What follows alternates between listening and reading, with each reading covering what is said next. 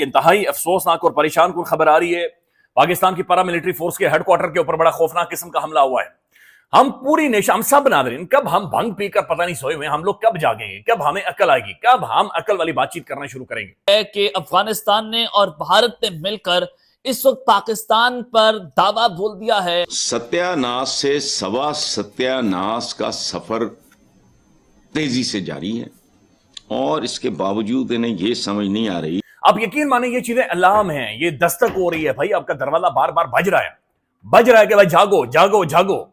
वहां पर आप यानी आधा पाकिस्तान आपका इस वक्त इंतहाई वल्नरेबल हो चुका है। We need to learn. नाज़रीन किराम, अफसोसनाक डेवलपमेंट है खैबर पख्तूनख्वा के सूबाई दारुल हुकूमत पेशावर में एफसी के हेडक्वार्टर पर 2 खुदकुश हमले। हमने रखूंगा कि सुबह होते ही 8:11 पर हेडक्वार्टर को उड़ाया गया है। बल्कि इस वक्त अगर यह कहा जाए कि सीसीटीवी फुटेज देखकर सब हिलकर रह गए हैं तो यह कहना गलत नहीं होगा।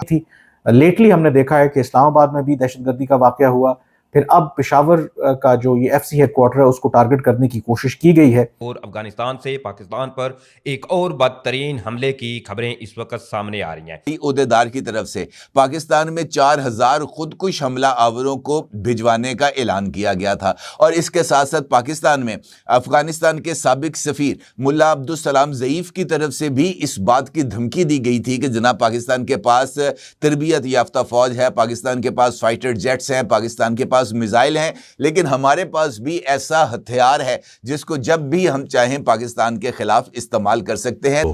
और कंसिस्टेंटली अटैक्स जो है वो रुकते नहीं है, फिर हफ्ते डेढ़ के अंदर एक बहुत बड़ा अटैक जो है वो हो जाता है। तो वो टॉक्स भी सारी जो है उसका कोई हल जो है वो नहीं निकल आया। कुछ चहमगोइयाँ हम सुनते रहते हैं कि शायद जो सालिसीन है वो अभी भी बैकग्राउंड में जो है वो बातचीत जो है वो कर रहे हैं, तो लिहाजा इसलिए कोई रिएक्शन जो है वो नज़र नहीं आता। लेकिन जो मीडिया फ्रंट पे जिसका जिक्र आपने भी किया और जो बाकी हम एक कुछ मेजर्स जो है वो देख रहे हैं अफगानिस्तान की तरफ से, उसमें तो काफ़ी जो है वो गुस्सा और एंगर उस तरफ से भी जो है वो बेलिकोसिटी जो है वो नज़र आती है।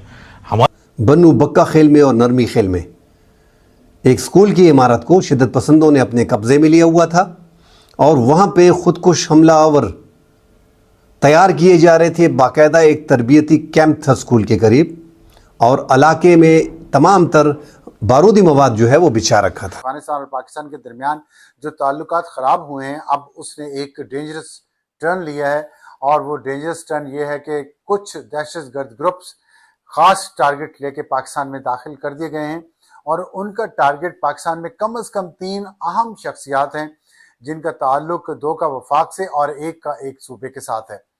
और उसमें जो इससे भी अहम बात यह है कि इसके पीछे कौन है, इसके पीछे इंडिया है और इंडिया की जो इस पूरी साजिश के ताने बाने वो पाकिस्तान के पास से सबूत आ चुका है उसका कि इंडिया ने तालिबान हुकूमत के साथ जो नए मामलात सेट किए हैं मुल्ला मुत्तकी के दौरे भारत के बाद, और उसमें मजीद अब जो कॉमर्स मिनिस्टर भी अफगानिस्तान के इंडिया के दौरे पे गए हैं और इंडिया की तरफ से जो दौरे अफगानिस्तान के हो रहे हैं उसमें ये बात तय की गई है कि पाकिस्तान में कुछ अहम शख्सियात को, अगर 3 तो मैंने आपको बताया कि उनके मंसूबे में हैं, अगर खुदा न खासा उनमें से एक भी टारगेट हो जाती है तो वो पाकिस्तान के लिए एक बहुत बड़ा नुकसान होगा और पाकिस्तान की जो इस वक्त सिचुएशन है, पाकिस्तान जिस तरह टेक ऑफ कर रहा है, पूरी दुनिया में उसकी जो इज्जत बन रही है उसको जक पहुंचेगी। नमस्कार दोस्तों, स्वागत है सभी का फिर से एक नए वीडियो में। जैसा कि आप सभी ने देखा कि पाकिस्तान की मीडिया का कितना बुरा हाल हो गया है, क्योंकि जब से पाकिस्तान में मिलिट्री हेडक्वार्टर पर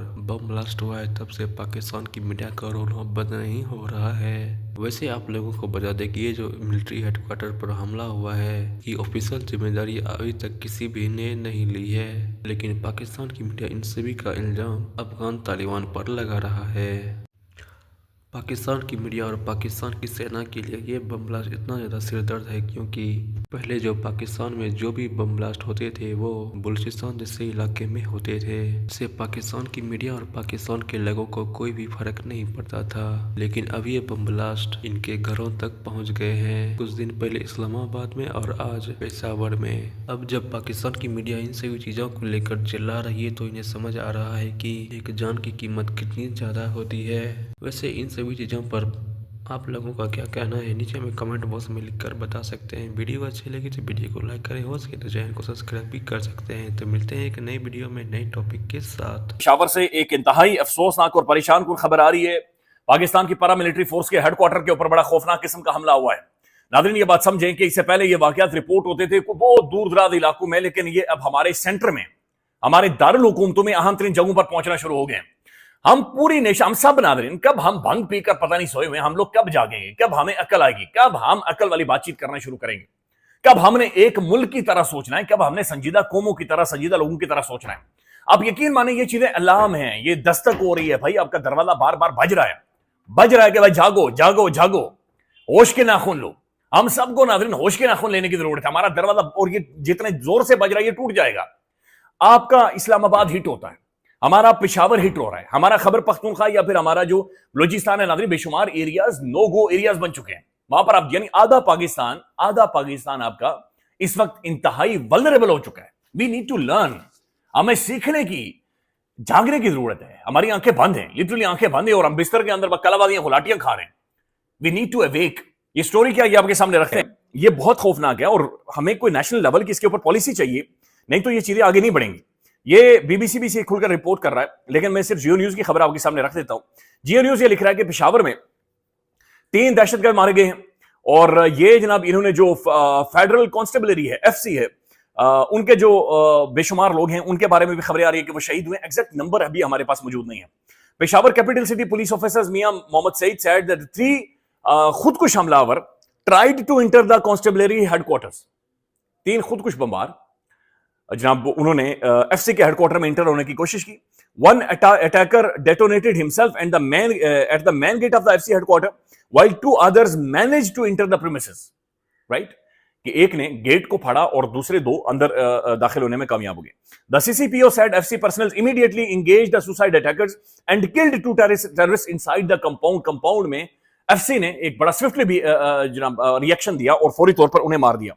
He confirmed that all 3 suicide bombers were killed during the exchange of the fire with the security. तो शुक्र अल्हम्दुलिल्लाह नाज़रीन, वहां पर कोई मेजर नुकसान अभी तक नहीं रिपोर्ट हो रहा, लेकिन ये खबरें आ रही है कि कुछ FC के जवानों की शहादत हुई है, बट अभी तक नंबर हमारे सामने क्लियर नहीं है। लेकिन ये जो ऑप्टिक्स ही है नाज़रीन, ये बहुत खतरनाक है, ये बहुत खौफनाक है। टीवी के ऊपर भी अभी आप देखते हैं, सोहेल खान आफरीदी साहब भी गए हैं और सब वहां पर पहुंच चुके हैं, बट टीवी के ऊपर भी जब आप ऑप्टिक्स देखते हैं कि आपके एक सूबे का दारुल हुकूमत कैपिटल इस तरह से जाकर हिट हो रहा है, तो ये बहुत खराब ऑप्टिक्स। तो ये जो दहशतगर्दी थी नाज़रीन, ये हमारे घरों तक, हमारे देहातों तक, हमारे घरों के अंदर पहुंच चुकी है। ये हमारे दरवाजे पर आकर बार बार दस्तक दे रही है। ये बात मौजूद है कि शायद जिस तरीके से 14 या 18 हजार military based intelligence based operations किए गए हैं, उसके बाद ये खुद भी दहशतगर्द वल्नरेबल हो गए और like they have to do anything, और ये भी डेस्परेट हो गए और ये कार्रवाइयां तेज हो गई हैं। लेकिन भाई ये पहुंच रहे हैं, ये हमारे कैपिटल्स तक पहुंच रहे हैं, ये हमारे स्कूल्स के अंदर पहुंच रहे हैं। बाना के अंदर ये अंदर चले गए थे और तकरीबन 30-32 घंटों की एंगेजमेंट थी। खुदा ना खास्ता कुछ भी हो सकता था। फिर ये नाज़रीन इस्लामाबाद की चेरी के अंदर, हमारे कैपिटल के अंदर, हमारे दारुल हुकूमत के अंदर आकर ये सारी सूरत हाल हुई है। और पाकिस्तान में हो क्या रहा है, ये डॉन अखबार की आज की पेज की खबर है कि जनाब जो फेडरल कॉन्स्टिट्यूशनल कोर्ट है और जो नई बनाई गई है जस्टिस अमीनुद्दीन खान, वो कमरा ढूंढ रहे हैं। वो कभी इस्लामाबाद हाई कोर्ट में फटे, कभी फेडरल शरीयत कोर्ट में फटे, कभी सुप्रीम कोर्ट में फटे। उन्हें